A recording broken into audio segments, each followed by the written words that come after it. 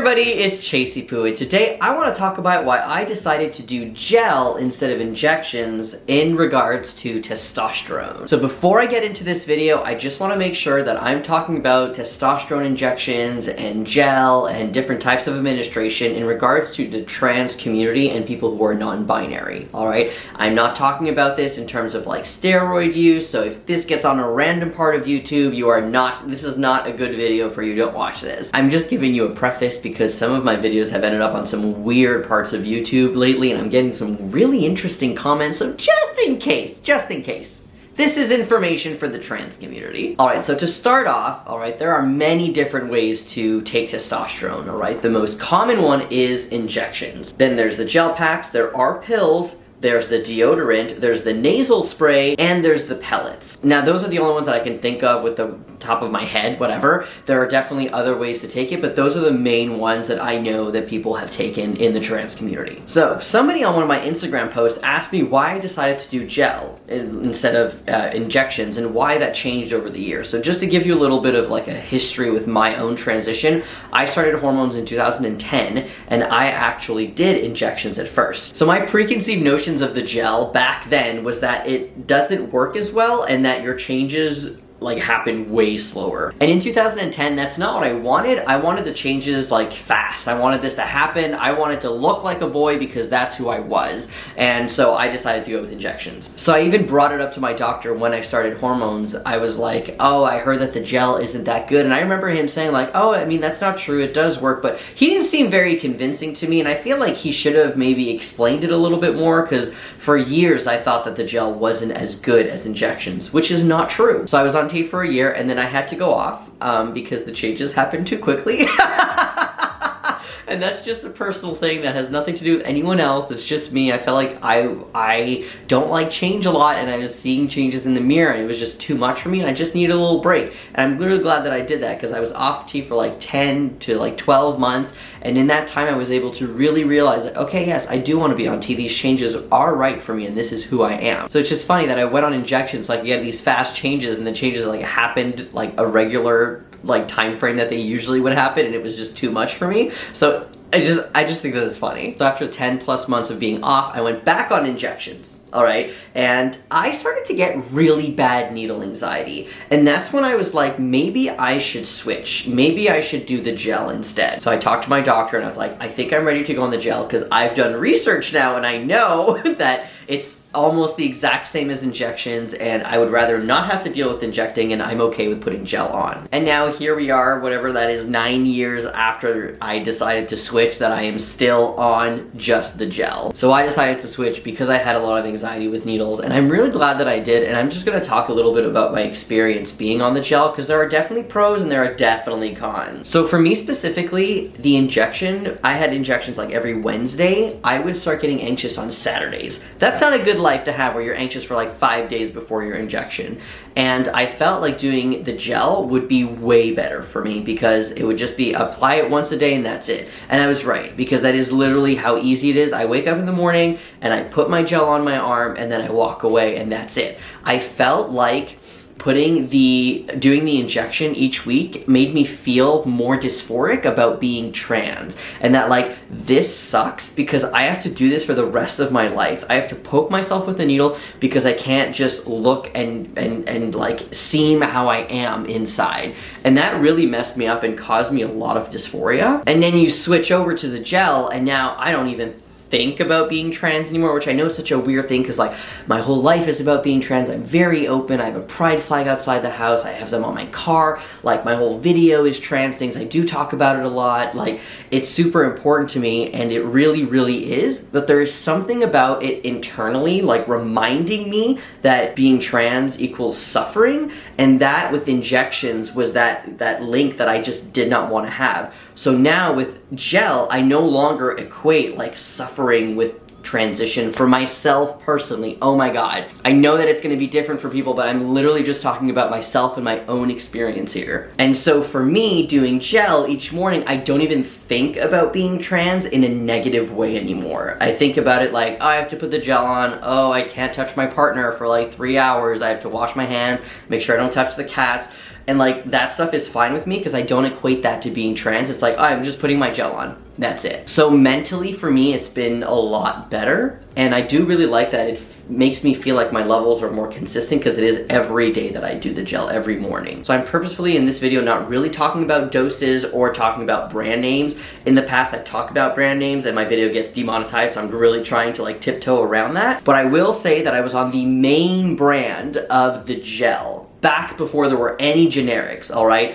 And I was on that and everything was fine. And then Canada finally got a generic, like a month before I left Canada. I was like, are you kidding me? I got like a little mad. I was like, you're telling me that there's been a generic this entire time I've been paying all this money? And the pharmacist was like, oh, no, it's new. And I was like, oh, okay, that makes sense. I was gonna say, like, give me the generic. The generic in Canada wasn't that great for me. I didn't really like it that much. It was more leaky and less gel-like substance. So now I live in the US and I have like different types of insurance, and the insurance only covers this one brand, and I was really suspicious of it. It was actually really hard to open. I can show you a packet. All right, so this is what the original packet looked like of that major brand that I'm talking about that I can't show you. And this is a more jelly, like gel substance, but it does smell a lot like alcohol. So this one here is the like Canadian generic one, and it's like just called like testosterone gel, and this is what it looks like. This one is more leaky and smells way more like alcohol. And now this is the one that I'm on. I honestly feel like I can just literally show you this because it's literally just called testosterone gel and there is no company on it. I see the company name in the back, so I'm just gonna hide that and like the barcodes, but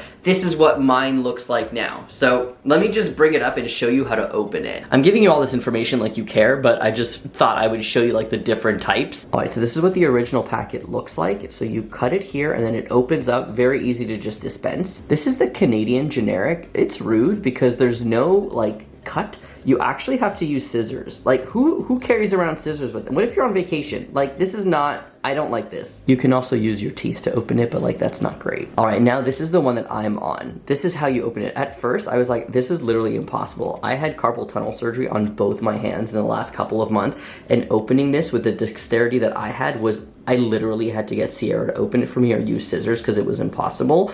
And I feel like people who have issues with their hands, this is a warning. Like you should know that this generic is very hard to open. You need to have scissors if you have issues with your hands. However, now that I have more mobility in my hands and I can like feel things more, you just have to kind of close it and open it up, and it's very easy now. I feel like there definitely should be a warning for people, and like just in case, like the pharmacist should know that it is very hard to open, but they probably don't know. Anyways, I just wanted to like bring that information out there. So if you do have issues with your hands and like opening things, I would actually ask to see the packet before you get it, just in case, just so you can see like, oh, okay, that looks easy to open, and that one's like a little bit harder, just to see. I'm not really gonna talk about price because like insurance pays and like covers a different amount for literally everybody. Like it's not consistent in America. I swear to God, it's very confusing here. Some medication's $100, some's $3,000. Like it doesn't make any sense. Luckily for me, the insurance covers most of it, so it is relatively cheap, especially because this is like a generic brand. But I love it because it does not smell like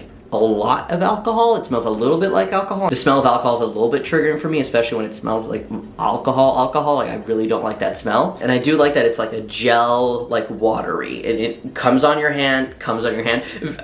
It spreads onto your arm very easily, and this one dries in like 2 minutes instead of like the other one, the original one, the popular brand one, which takes like 5 to 10 minutes to dry depending. So let me just go through one more thing here regarding the testosterone gel. One of the cons is that some people have experienced bleeding, all right? And the reason for that, I believe, is because the testosterone that you're taking, it is very consistent, but it could sometimes be at a lower dose. You really do need to get your levels checked because maybe one packet is not enough for you and you need to be on 2. So it's all about how your body absorbs it, because when you're injecting it, it's like going directly inside you, I think. I feel like that makes sense. And the gel just goes onto your skin. It's really just how much your body's gonna absorb. Did you wipe some off? Did you accidentally have a whole glob on your hand and then wash your hands and not even realize? So getting your levels checked is definitely important. And some people still through that bleed, and that I can't really explain. I don't know why. I did have a lot of issues with bleeding for like 3 years, and it's probably because of the gel. However, I'm going to be 1,000,000% honest. I am not consistent with my testosterone at all. Alright, the last 3 months I have been, because we're trying to just test out something to see if it's my levels and my bleeding and all that stuff that's happening.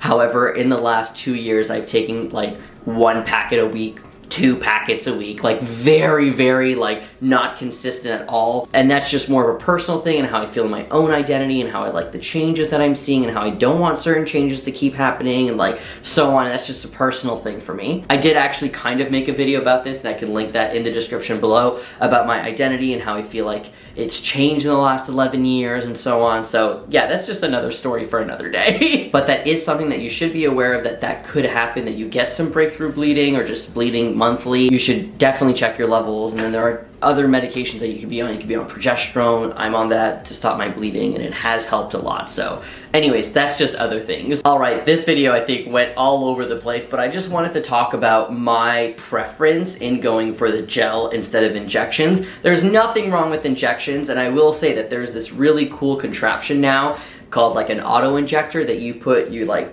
take out your own testosterone with your own needles and syringe, and you put it in the auto-injector and it auto-injects.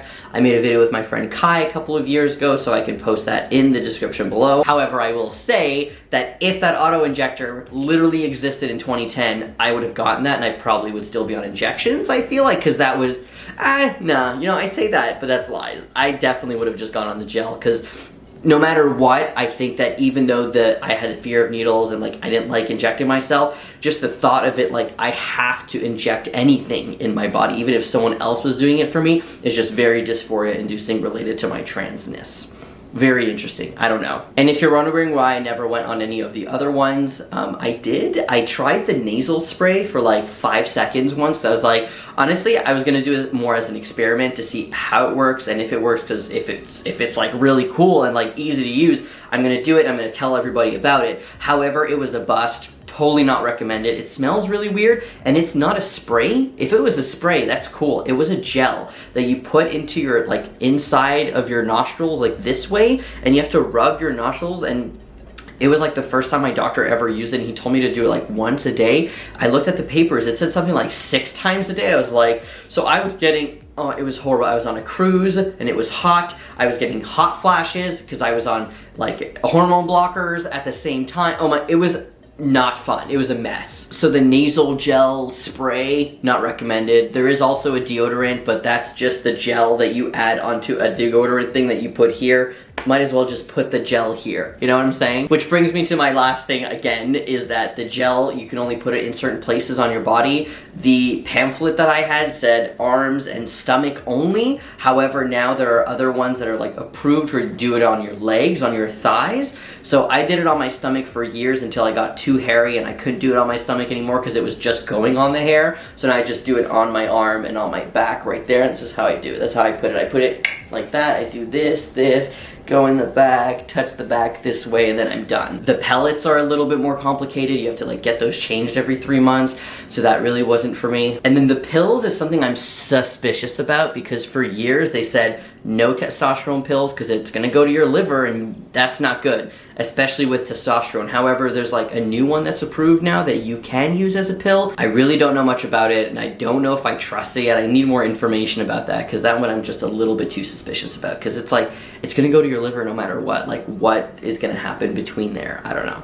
Alright, anyways, that's it. This whole video was all over the place, but hopefully I like answered the question a little bit on why I do gel instead of injections, and I gave you like a 101 of all the ones that I've been on. Alright, thank you so much for watching, and I will see you later. Have a great day. Bye!